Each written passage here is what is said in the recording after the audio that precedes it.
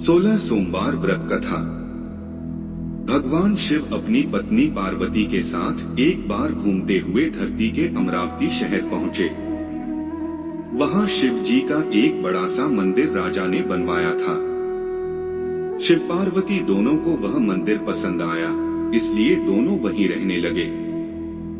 नमस्कार मित्रों, स्वागत है आपका एक बार फिर से आपके अपने YouTube चैनल देवदर्शन टीवी में। जो महिलाएं 16 सोमवार का व्रत रखती है, उनको यह कहानी अवश्य सुननी चाहिए, जो इस प्रकार है।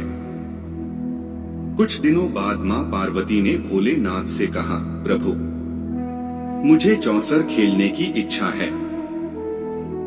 भगवान ने सारा इंतजाम किया और दोनों आराम से चौसर खेलने लगे।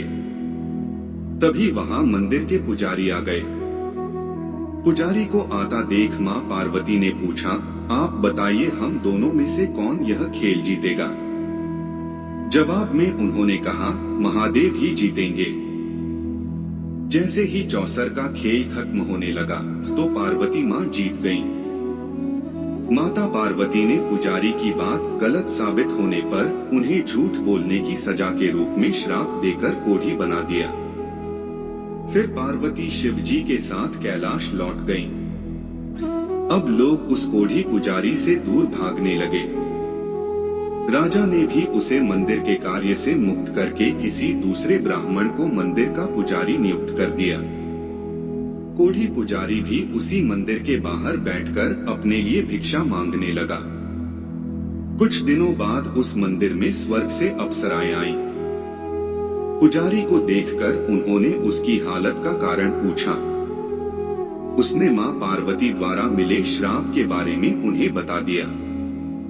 सारी बातें जानने के बाद अप्सराओं ने पुजारी को पूरे 16 सोमवार तक विधिवत व्रत रखने के लिए कहा। पुजारी को इस पूजा की विधि पता नहीं थी, तो उसने अप्सराओं से इसके बारे में पूछा। उन्होंने बताया कि हर सोमवार को सूर्योदय से पहले उठना होगा। फिर नहाकर साफ कपड़े पहनने के बाद गेहूं के आटे से 3 अंग बनाना। उसके बाद घी से दीप जलाते हुए गुड़, बेलपत्र, अक्षत, नैवेद्य, फूल, चंदन, जनेऊ लेकर संध्या के समय सूर्यास्त से पहले प्रदोष काल में भोले बाबा की पूजा करना। पूजा करने के बाद एक अंग शिव शंभू को अर्पण करना और एक खुद ग्रहण करना।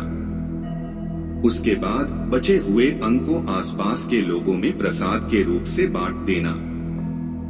इस तरह पूरे 16 सोमवार करने के बाद 17वें सोमवार को आटा लेकर उसकी बाटी बनाना। फिर उसमें घी के साथ गुड़ डालकर चूरमा तैयार करना। इसका शिव जी को भोग लगाकर इसे आसपास मौजूद सभी लोगों को प्रसाद के रूप में बांट देना। इस तरह से व्रत करने से भगवान शिव तुम पर प्रसन्न होकर कोढ़ की समस्या दूर कर देंगे। ये सारी बातें बताकर सभी अप्सराएं स्वर्ग लौट गईं।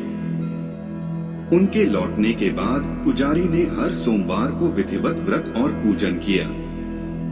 16 सोमवार पूरे करने के बाद 17वें सोमवार को सबको प्रसाद बांटते ही उसके कोढ़ की समस्या दूर हो गई। पुजारी के ठीक होने पर राजा ने दोबारा उस मंदिर में पूजा पाठ करने का जिम्मा उसे सौंप दिया। होते होते एक दिन दोबारा भोलेनाथ अपनी पत्नी पार्वती जी के साथ उसी मंदिर में पहुँचे। पार्वती जी ने जब देखा कि वो कोढ़ मुक्त हो गए हैं, जो उन्होंने पुजारी से पूछा कि ऐसा कैसे हुआ। जवाब में पंडित ने उन्हें 16 सोमवार व्रत करने की अपनी कथा के बारे में बताया। पुजारी की बात सुनकर मां पार्वती काफी खुश हुई। उन्होंने भी 16 सोमवार व्रत रखने की ठान ली। इसके लिए मां पार्वती ने पुजारी से पूरी विधि जानी और अपने नाराज बेटे कार्तिकेय को वापस पाने के लिए नियम से व्रत करने लगी। 17वें सोमवार को जब उन्होंने सबको प्रसाद बांटा तो उसके कुछ दिनों बाद ही कार्तिकेय लौट आए। उन्होंने मां पार्वती के पास पहुंचकर पूछा, माता, अचानक कुछ हुआ कि मेरा सारा गुस्सा ही खत्म हो गया। क्या आपने कोई उपाय किया था? जवाब में पार्वती जी ने 16 सोमवार के व्रत की कथा सुनाई। यह सुनकर कार्तिकेय को भी 16 सोमवार का व्रत करने का मन हुआ, क्योंकि वो अपने मित्र ब्रह्मदत्त के दूर जाने से दुखी थे। माता पार्वती से 16 सोमवार व्रत की विधि जानकर उन्होंने परदेश गए अपने दोस्त ब्रह्मदत्त की वापसी की मनोकामना के साथ व्रत शुरू किया। पूरे 16 सोमवार व्रत करने और उसके विधि विधान से समापन करने के कुछ ही दिन बाद कार्तिकेय का दोस्त लौट आया। वापस आने के बाद ब्रह्मदत्त ने कार्तिकेय से पूछा, आखिर ऐसा क्या किया तुमने कि मेरा मन बदल गया? मैं बिल्कुल भी वापस आना नहीं चाहता था, लेकिन एकदम तुम्हारा ख्याल आया और मैं लौट आया। कार्तिकेय ने भी अपने दोस्त ब्रह्मदत्त को 16 सोमवार व्रत की महिमा के बारे में बताया। इसके बारे में जानने के बाद ब्रह्मदत्त ने भी व्रत रखना शुरू कर दिया। व्रत खत्म होते ही वह अपने दोस्त कार्तिकेय से विदा लेकर यात्रा पर निकल गया।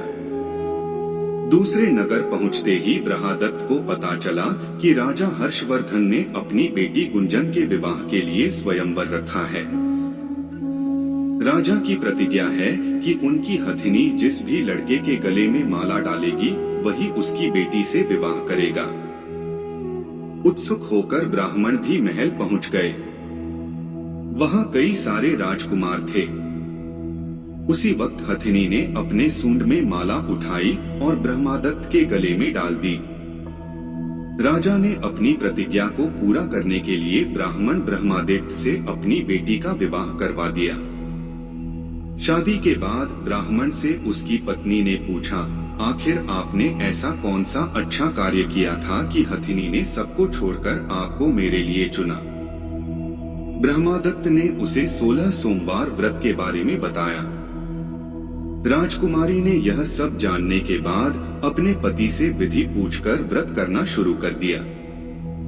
व्रत के समापन के बाद उसे एक सुंदर सा बेटा हुआ, जिसका नाम गोपाल रखा गया।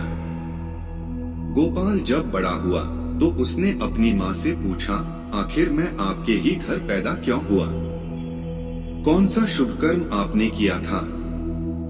गोपाल को उसकी माँ गुंजन ने 16 सोमवार व्रत कथा सुनाई। गोपाल ने भी शिव भगवान की महिमा जानने के बाद बड़े से राज्य को पाने की चाह में 16 सोमवार व्रत रखना शुरू कर दिया। व्रत पूरा होते ही एक दिन पास के ही राजा को गोपाल पसंद आ गया। उन्होंने अपनी बेटी मंगला से उसकी शादी करवा दी। कुछ ही दिनों बाद उस राजा का देहांत हो गया। अब गोपाल ही पूरा राज्य संभालने लगा। गोपाल ने भगवान शिव को धन्यवाद कहते हुए दोबारा 16 सोमवार का व्रत रखा। इसके समापन के दिन उसने अपनी पत्नी से सभी सामग्री पास के शिव मंदिर तक पहुंचाने के लिए कहा। मंगला ने खुद जाने के बजाय पूजा की सामग्री कुछ सेवकों के हाथों मंदिर तक पहुंचा दी। उसी दौरान आकाशवाणी हुई, राजन, तुम्हारी पत्नी ने 16 सोमवार व्रत का आदर सम्मान नहीं किया। अब तुम उसे अपने महल से तुरंत निकाल दो, वरना तुम्हारा सब कुछ खत्म हो जाएगा। गोपाल ने अपनी पत्नी को अपना आदेश न मानने और भगवान शिव के अनादर के लिए महल से निकाल दिया। अब वह भूखी प्यासी दर दर भटकने लगी। उसे जो भी सहारा देता उसका सब कुछ चौपट हो जाता था।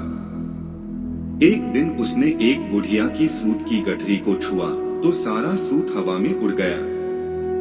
फिर उसे एक तेनाली ने रहने के लिए घर दिया तो उसके सारे तेल के मटके खुद ब खुद टूटने लगे। ऐसी मनहूसियत को देखते हुए हर किसी ने उसे अपने यहाँ से निकाल दिया। अब उसकी कोई मदद नहीं करता था। प्यास के मारे जब वो किसी नदी के पास पानी पीने के लिए पहुंचती तो वो नदी सूख जाती। फिर एक दिन वह जंगल में पेड़ के नीचे छांव पाने के लिए बैठी। उसी वक्त वह पेड़ सूख गया। देखते ही देखते सारे हरे भरे पेड़ सूखने लगे। कुछ देर बाद वो एक तालाब में पहुंची। वहां का पानी जैसे ही उसने छुआ उस पर कीड़े पड़ गए।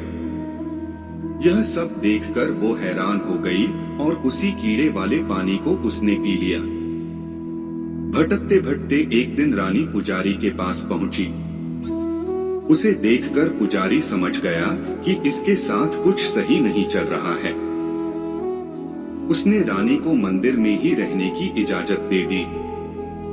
रानी मंदिर में सब्जी या फल को हाथ लगाती तो वो सड़ जाते, आटे को छूती तो उसमें कीड़े पड़ने लगते, पानी से बदबू आने लग जाती।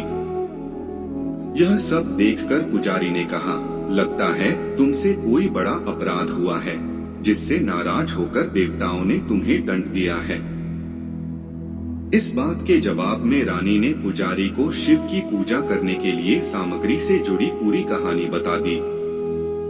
यह बात जानने के बाद पुजारी बोले, तुम कल से ही 16 सोमवार का व्रत करना शुरू करो। इससे प्रसन्न होकर भोलेनाथ तुम्हें माफ कर देंगे। पुजारी से 16 सोमवार की विधि समझने के बाद अगले ही सोमवार से रानी से व्रत रखना शुरू कर दिया। पुजारी उसे हर सोमवार को व्रत कथा भी सुनाते थे। 17वें सोमवार को जैसे ही रानी ने अपने व्रत का समापन किया, वैसे ही राजा को अपनी पत्नी की याद आई। उन्होंने अपने सैनिकों को उसकी खोज में भेजा और घर वापस लाने का आदेश दिया।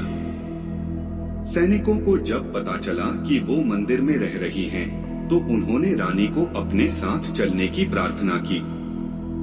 तभी पुजारी वहां पहुंचे और सैनिकों को वापस महल लौटने के लिए कहा। राजा को जब पता चला कि उसकी पत्नी मंदिर में है, तो वो उसे लेने के लिए वहां पहुंचे। उन्होंने पुजारी से माफी मांगी और सब कुछ बताया। पुजारी ने भी कहा कि ये सब भोले का प्रकोप था, आप अपनी पत्नी को ले जाइए। राजा और रानी के महल पहुंचते ही वहां खुशियां मनाई जाने लगी। खुशी के मारे राजा ने पूरे नगर में मिठाई बंटवाई और ब्राह्मण व निर्धनों को खूब दान दिया। अब रानी महल में भगवान शिव की पूजा और 16 सोमवार का व्रत रखते हुए खुशी खुशी रहने लगी। जय भोले शंकर, जय भोलेनाथ। दोस्तों, चैनल को सब्सक्राइब अवश्य करें। आप सभी पर भोलेनाथ की कृपा हमेशा बनी रहे।